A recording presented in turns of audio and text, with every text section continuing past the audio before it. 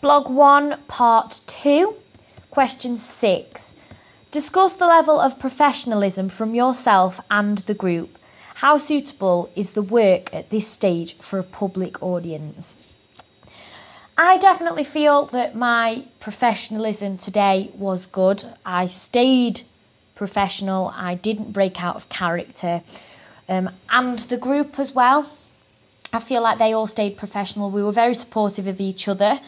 So we reacted to each scene as a young audience would react. So, for example, when the villain came on stage, we would boo and hiss. And then Declan, who plays the villain, would then, react to that by saying, "Oh, shut up." And I, in particular, did a similar sort of thing. So if my audience would shout something out, I would react to that in character and then carry on with the script. So, for example, when I asked the question, "I don't know if you've ever been to London," some of my audience would go, "Oh, I've been to London." And I would then say, "Oh, brilliant. Well, if you haven't," and then I'd come back on script. So that was very professional of us. The group was a very supportive audience. We all helped each other out, really. So, question 7.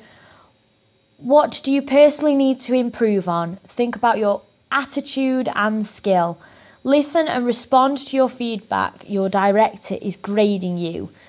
Use correct terminology for movement, vocal, characterization, and stage techniques.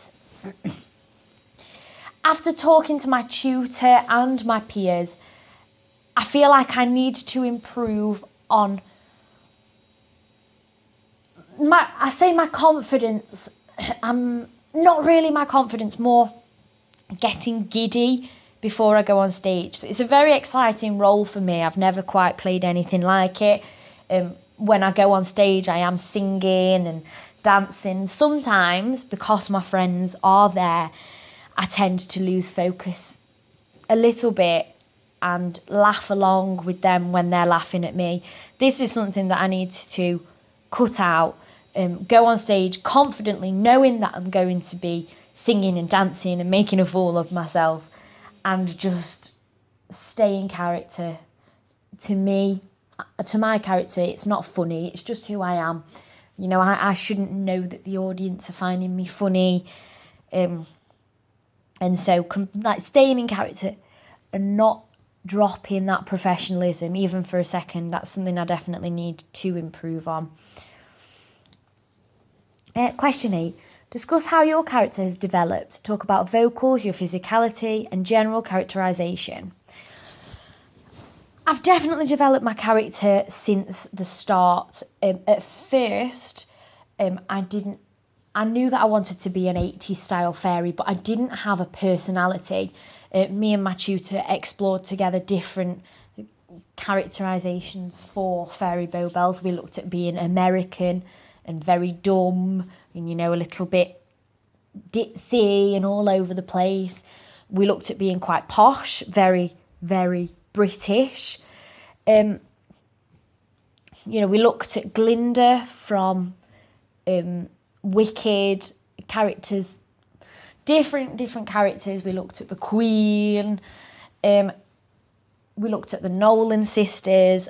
And so at first I felt like I didn't really have a character I was comfortable with. Now I feel like I do. Now I'm very much ditzy. I'm kind. I'm very mellow. I talk sort of like, "Oh, don't worry, children," like a motherly kind of figure, like a safe figure that I want my audience to look at and think, "Oh, everything's safe with her around." So I'm quite calm, but I'm also, quite fun and exciting and very energetic. So I've definitely developed my character. Physicality-wise, I sort of float around a lot more now.